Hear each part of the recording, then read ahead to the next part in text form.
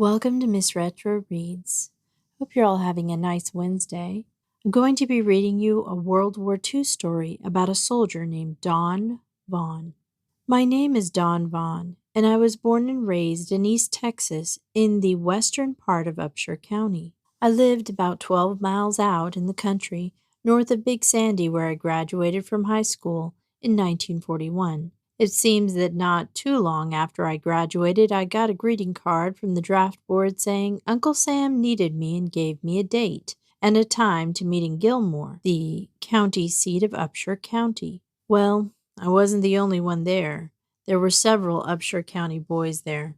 We loaded on a chartered bus and went to Tyler to get our physical. It was a pretty hard physical, but I passed it all right, without any problem. The ones that passed the physical were sworn into the United States Army right then and there, in March of 1943. We were given a week to report back to Gilmore at a certain time and date. Some time before that, I accepted Jesus Christ into my heart and my life, and I am forever thankful for that. He proved to be a great comforter and protector in the days and months to come. I reported back to Gilmore at the time and date I was supposed to. We loaded on a chartered bus again and went to Camp Walters, near Mineral Wells. It was a processing station, and I was there for a few days to get my GI supplies, clothes and boots and whatever. Then we loaded on a troop train and headed for Camp Roberts, California, where I got 13 weeks of basic training. The training was pretty rough.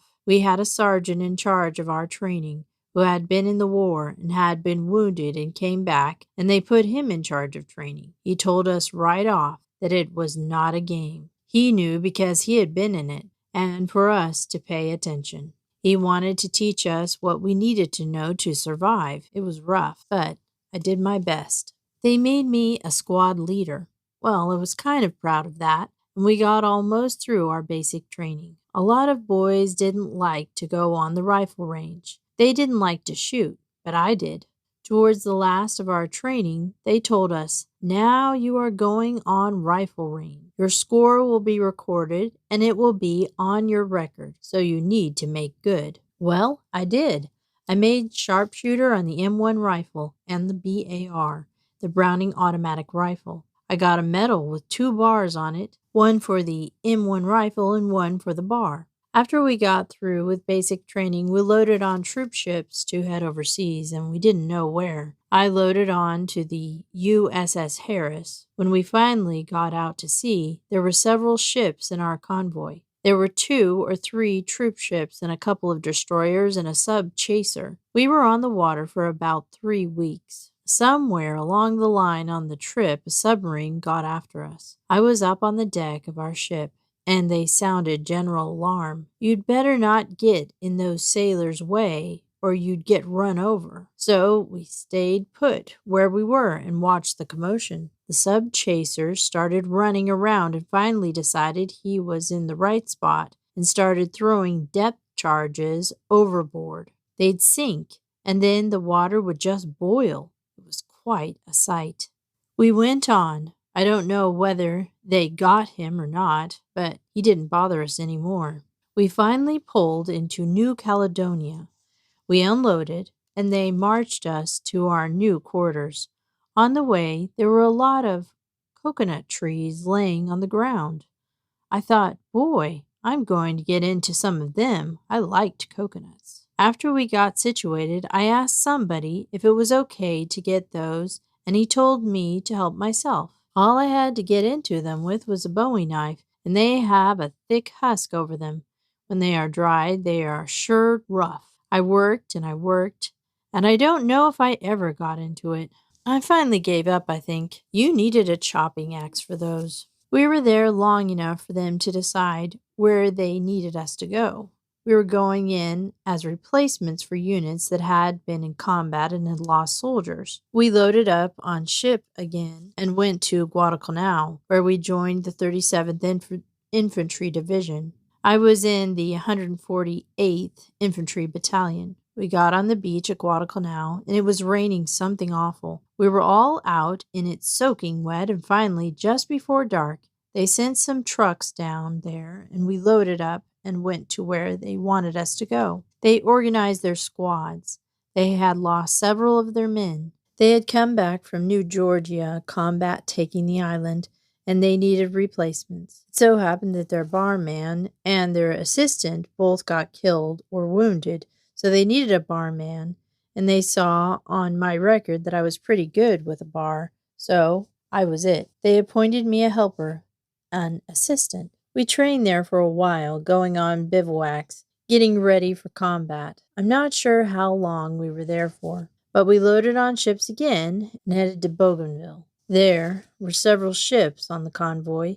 We got into the harbor, and several Marines had landed on Bougainville, and they had pushed in for a ways and got a beachhead. We were supposed to relieve them. I was detained to go from ship to shore, loading and unloading the supplies. The first load we got unloaded, and we headed back for the second load, and we had an air raid warning.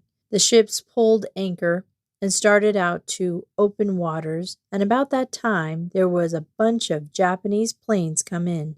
They were after the ships, but the ships were spreading out, and in a little while some of our planes came in, and we witnessed a pretty good dogfight. On this barge there was a 50 caliber machine gun mounted on it, and that sailor operating the barge said, "Come help me with this.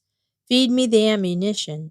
He was shooting at those Jap planes, and I don't think he ever hit one, but he tried anyway. One of our planes was shot down and fell out there in the bay, and we started after him, but there was another barge closer, and they got to him and got the pilot out before the plane sank.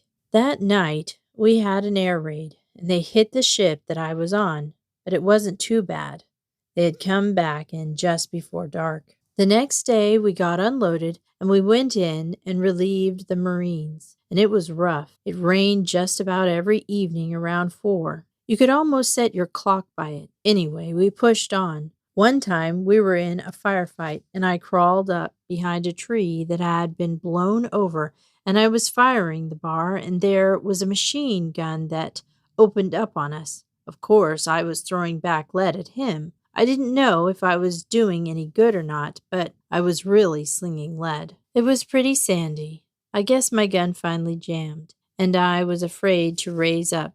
So I rolled over, got my foot against the bolt, and kicked it open. But when I did, it rolled out of my hand and down onto my wrist, and it just cooked my wrist. It was so hot. Well, it sure did hurt. I crawled out and went back to the medics, and they doctored me and bandaged it up. I discovered that I had been out of ammunition. With a bar, you have a belt with 6 pockets on it, 3 on each side with 6 magazines. Well, I decided I needed more ammunition. I had nearly run out. I managed for 6 more magazines, 20-round magazines. I stretched those pockets a little, and I had 2 magazines in each pocket. Made it a little heavier, but I had shoulder straps to help, so I made it all right with it. We went on and had to cross an open area. Most of it was jungle, but for some reason, this was a large open area we had to cross. We started across when these Japs started throwing artillery at us. A shell landed about 30 feet from me and landed right in between an old boy's legs and blew him apart.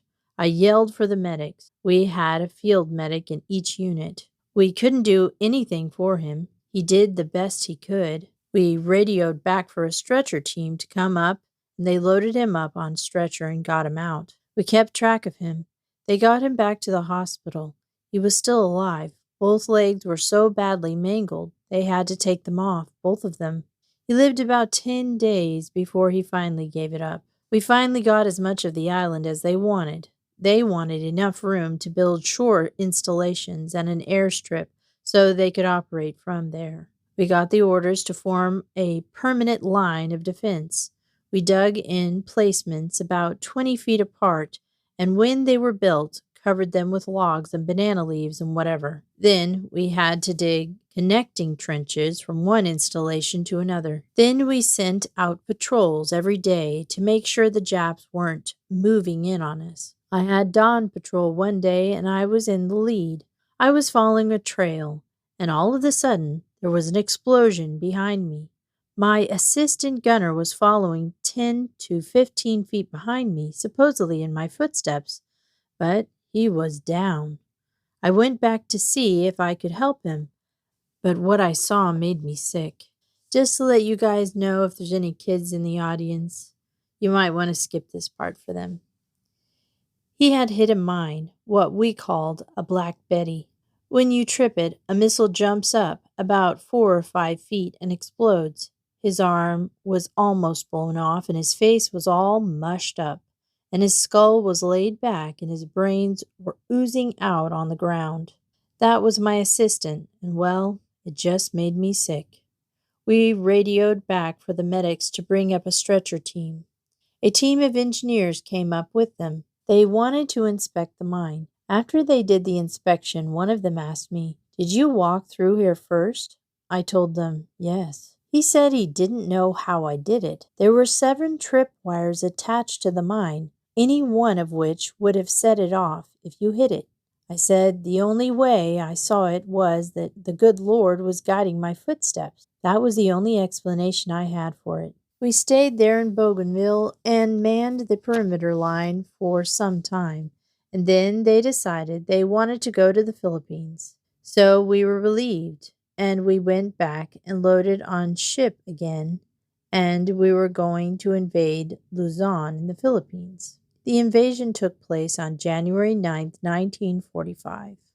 On the way, there was a Jap plane came, and he was going to try to bomb our ship. But there were 2 of our planes that got after him, and we witnessed another pretty good dogfight. That Japanese plane pulled up, and there was one of our planes just above that cut him off. He went down, and the other one would cut him off. They finally shot him down. He tried to fly his plane into a ship as he went down, but he didn't make it. He lacked about 500 yards getting to it. Anyway, we finally got into the Bay of Luzon, and in the early morning, the ship started firing. They really put down a barrage on the beach where we were supposed to land. Before daylight, they told us to load up, and we had to go down a rope ladder beside the ship and load into landing barges. It was rough. The water was bouncing that barge, but we made it. We headed for the beach. We got to within about 100 yards of the beach and hit a sandbar. He couldn't go any further. The sailor running the boat said, "This is it." He let the ramp down and said, "Hit it." We had to wade out. Some didn't make it, but most of us did. The push was on, heading towards Manila. When we finally got into Manila the first day, there were these narrow streets and 2-story buildings. They were just shoddy built, had upstairs, and we had to search them out. I and the assistant squad leader and my assistant had to go into this one building. We went upstairs, and we didn't find any Japs in there. It had a window facing the street, but it was a wavy glass. You couldn't see through it, but there was one pane broke out, and Mac, the assistant squad leader, went up and was looking out the broken window when he saw 2 Japs run into the building across the street from us and leave a door open. He said, "Don, watch that door down there." They ran in there. He carried a rifle that had a grenade launcher on it. He said he was going to shoot a grenade in there, but he had to get ready. He said, "Watch it. Don't let them come out." So he had to unload his live ammunition and put in a blank cartridge and put a grenade on his launcher. He went ahead and pulled the pin because they were impact grenades or impact detonators. Then he tapped me on the shoulder and said he was ready. I went down just as he came up, and a bullet just creased the top of my helmet and hit him right between the eyes, and he fell over on me. I tried to help him, but there wasn't anything I could do for him.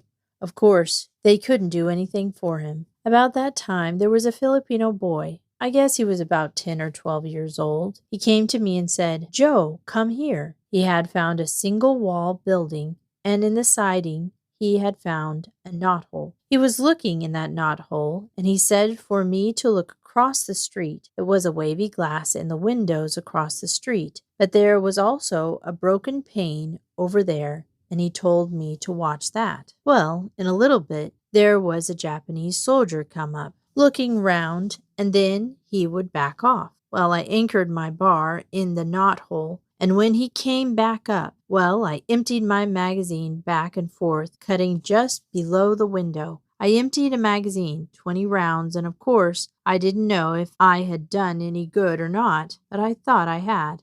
Then we had to move up to search that building. We went upstairs and found 3 dead Japs up there. Since I was the only one that was firing up there, I figured I was the one that killed those 3 men. It kind of bothered me. I thought about that a lot, but I couldn't call it murder. Later on, there was a row of metal warehouses that we had to clear. I took the first warehouse, opened the door, and let out a burst from my bar and jumped to one side. In just a little bit, a white flag came up from behind a big carton back there in the back of the building. He had tied a white flag on the barrel of his rifle, waving it back and forth. Then there was another one that got up beside him. We had orders to take no prisoners, but I couldn't shoot those guys. I would call that murder if I did.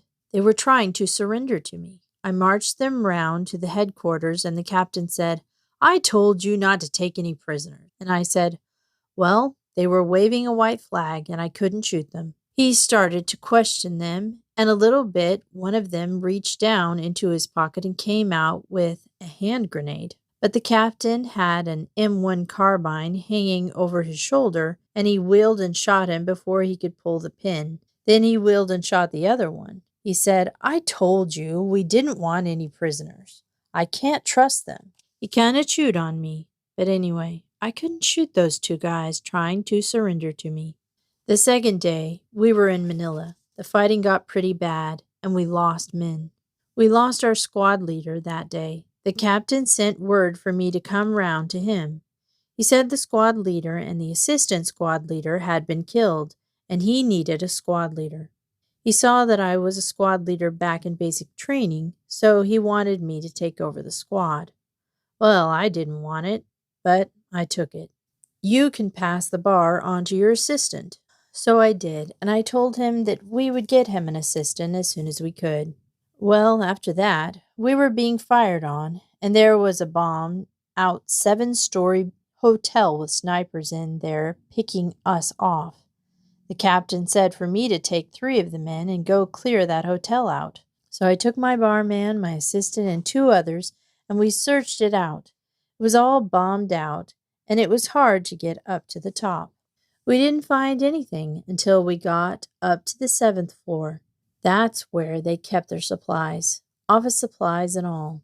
There was a window going into a room there, and I noticed a Jap in there. The door was locked going in it, so I told my barman to shoot the lock off and throw a grenade in there. He handed the bar to me and said, "No, you do it." I shot the lock off, kicked the door open, and threw a grenade in there. About that time, one of our men came up from across the way and told us that a Jap bailed out the window when the firing started and was hanging on the ledge. We looked, and he wasn't there. When we came out, however, we went round under the window. He had fallen on the pavement below, and the fall had killed him. One time, when I was carrying the bar, we got into a firefight, and a buddy next to me got hit real bad in the mouth. It broke his jaw, and the bullet went through his mouth and into his shoulder.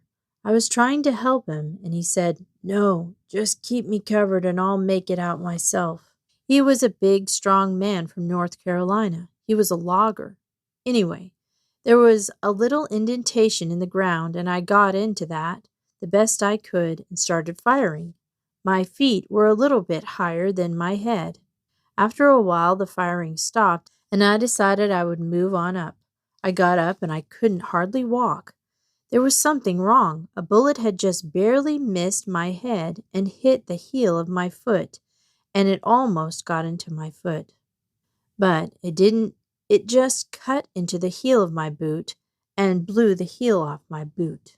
I went to the medic and told them I needed a boot. I had got my heel shot off.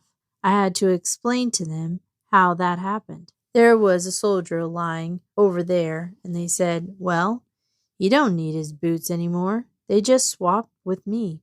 So I took his boots. I didn't much like that idea, but anyway, I needed a pair of boots. Then we went on. We lost several men there. K Company got into a firefight where they were going across an open field.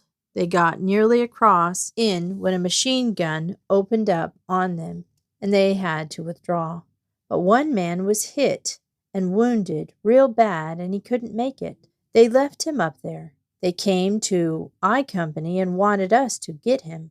I don't know why, but anyway, our captain called me and told me to take 3 of my men and go see if I could get that man.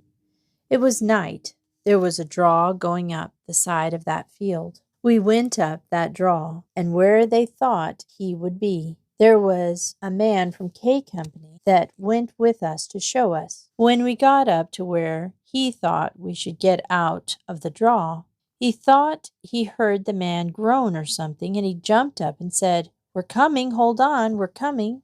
They opened up on him and killed him. I had given the order when we came out of the draw to stay down and be quiet, but he was too anxious. Anyway, he got killed. He had told us the man was under a tree out there, so I told the others to stay put, and I would crawl out there and see if I could find him and drag him back. Every once in a while, they would fire flares that would just light up the whole countryside. Of course, the Japs would fire those flares. They would open up with the machine gun, and you could hear the bullets hitting the weeds all around you. I told the boys to stay put because one man could make it better than 4 could. It was a distance of about 100 yards. I crawled to the tree, looked for that man. He wasn't there. I crawled all around there, looking all around. I decided the Japs had got him. I crawled back and told the men that we would wait till daylight and see if we could knock out the machine gun. At daylight, we flanked the machine gun, knocked him out. We found the soldier. They had drug him up there, and they had killed him. We had to get the medics to carry him back. For what I did that night, they awarded me the Bronze Star. I didn't think I deserved it, but they gave it to me anyway. When artillery and mortar shells started bursting around and the bullets were whizzing around, your buddies were getting hit, you got a helpless, hopeless feeling. I found the words of the 23rd Psalm helped me more than anything. Yea, though I walk through the valley of the shadow of death, I will fear no evil, for thou art with me. Thy rod and thy staff, they comforted me. They were comforting words and seemed to give me faith that the Lord would see me through and courage and strength to keep me going. They helped a lot. One time when I was still carrying the bar and we were on patrol, we were ambushed by the Japs. We had to fight our way out. When we finally got back to our position, I pulled my ammo belt off and laid it on the ground there. My assistant said, "Don, I don't know if you had a hole in your ammo belt." I said I didn't either. The first poke had a hole in it. I pulled that first magazine out, and there was a hole through it, a big hole that had busted it out, and you could see mashed bullets in there. When I pulled the second magazine out, the inside one, there was a hole through it. Somehow or another, the bullet, instead of going through the inside layer, it turned and curled around a bullet inside that magazine. I thought if I hadn't had that second magazine there, I would have had a bullet in my stomach. I was lucky. In the outskirts of Manila, in a certain area, we were trying to clear the Japs out, and we had to cross a street to a rock fence about 3 feet high.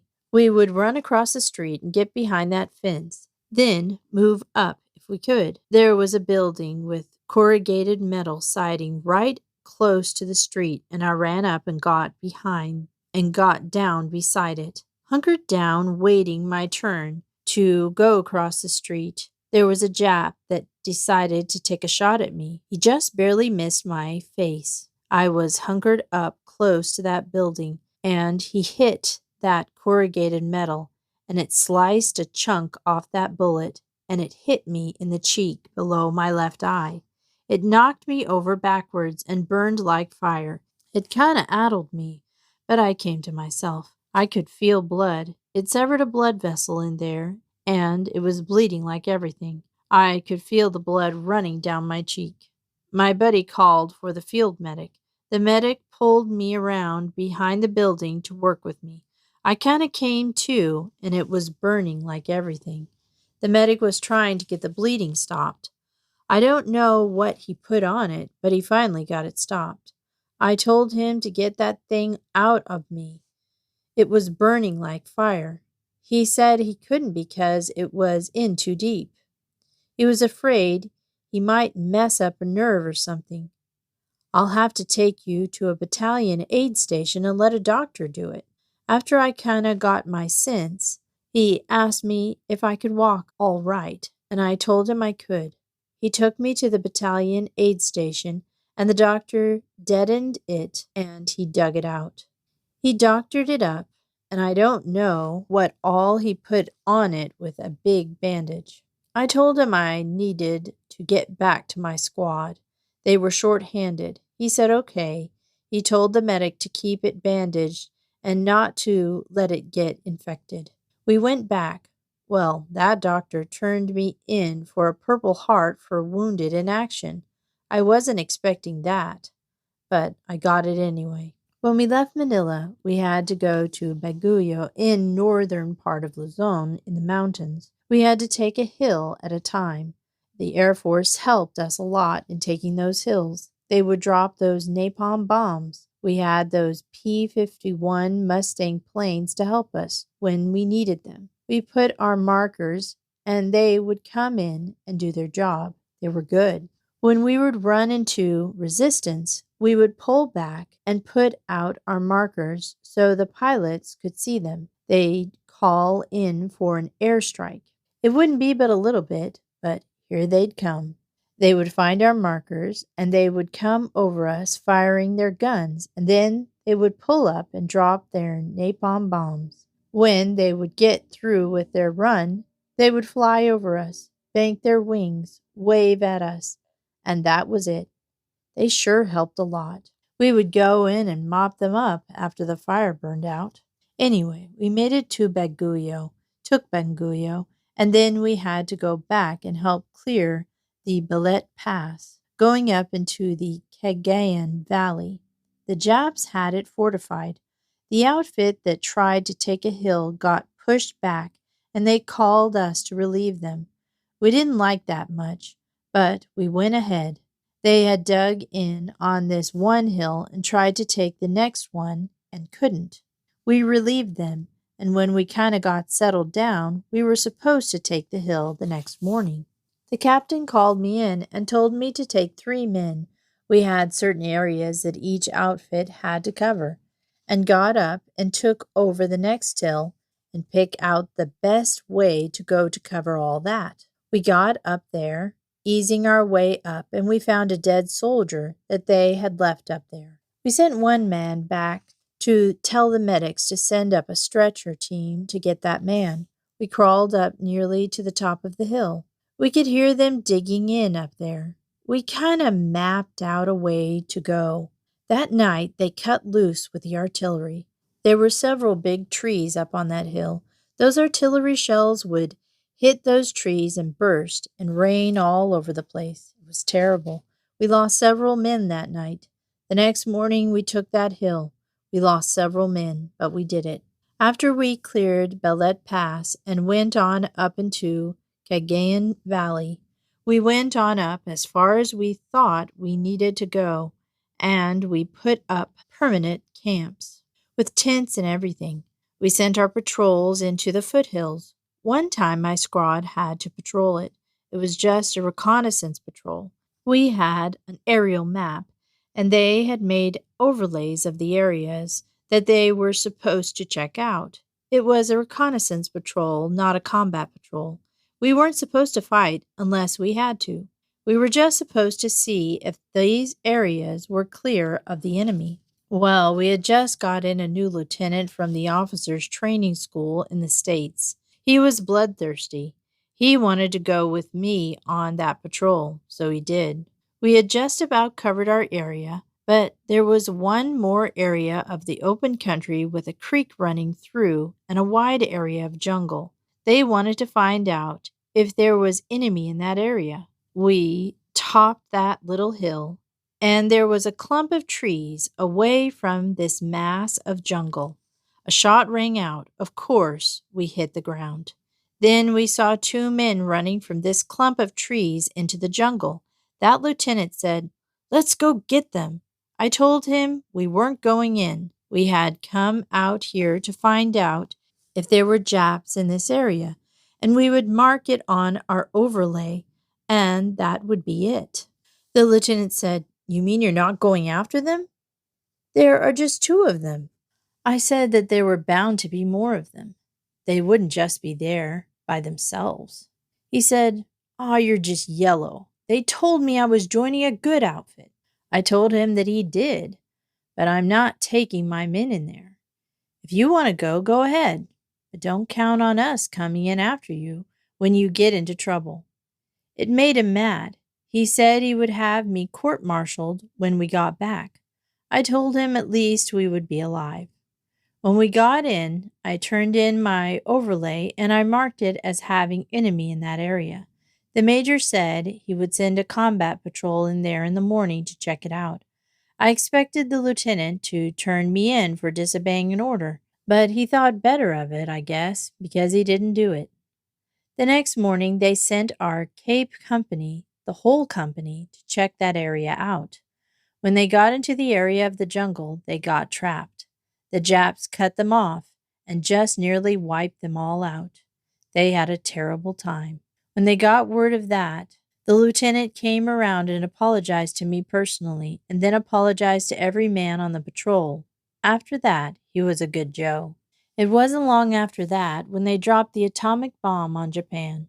After the second one dropped, they told us they had surrendered, and we were a happy bunch of boys. Most of us had enough points to go home. All of us on that patrol had enough points to go home when our numbers were called. Anyway, the war was over, and we had to take in prisoners as they surrendered. After that was over, we moved back and were waiting for ships to come home. We had a good long wait, but it was worth it. The war was over. I got real sick on ship. The doctor wanted to put me in a hospital there in California. We were supposed to leave out for Texas and got here in time for Christmas. I talked the doctor into giving me medicine and letting me come to Texas with my buddies. He ordered a cot for me and told me when we get to San Antonio, there would be an ambulance from Brooke Hospital waiting for me. As soon as the train stopped, two men came in and put me on a stretcher and hauled me to the hospital. My buddies got discouraged and made it home for Christmas. My best buddy, we made it through the war together, J.D. Vickers, lived in Fort Worth. His dad was to pick us up and bring us to Fort Worth, and my folks would pick us up there. Well, I was stuck in the hospital. I was there for about a month. They gave me a convalescent furlough. After I got home for a while, I decided I would go to Fort Worth to visit my buddy. His girlfriend had a beautiful friend that I was introduced to. Her name was Nita. We saw each other quite a bit before I went back to East Texas. The love bug had done bit me. I went back to Fort Worth and finally got up the nerve enough to ask her to marry me after I got my discharge. I think I had to ask her about 3 times before she said yes. After we got married on July 12, 1946, we made our home in Fort Worth. I worked for a construction company for several years as a heavy equipment operator.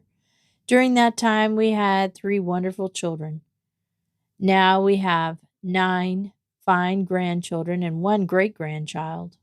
In 1971, we moved to Des Moines and put in a Western auto store. We were in business for 14 years when we decided to sell. As I think back over the many close calls that I had during the war, I thank God for bringing me through it all and allowing me to enjoy a loving wife and companion for almost 56 years, a wonderful family, and many good friends that we have made while in Des Moines. The end. I hope you enjoyed that story. It really brings you into the battle, doesn't it? Thanks for listening to Miss Retro Reads, and join me on Sunday for a religious reading.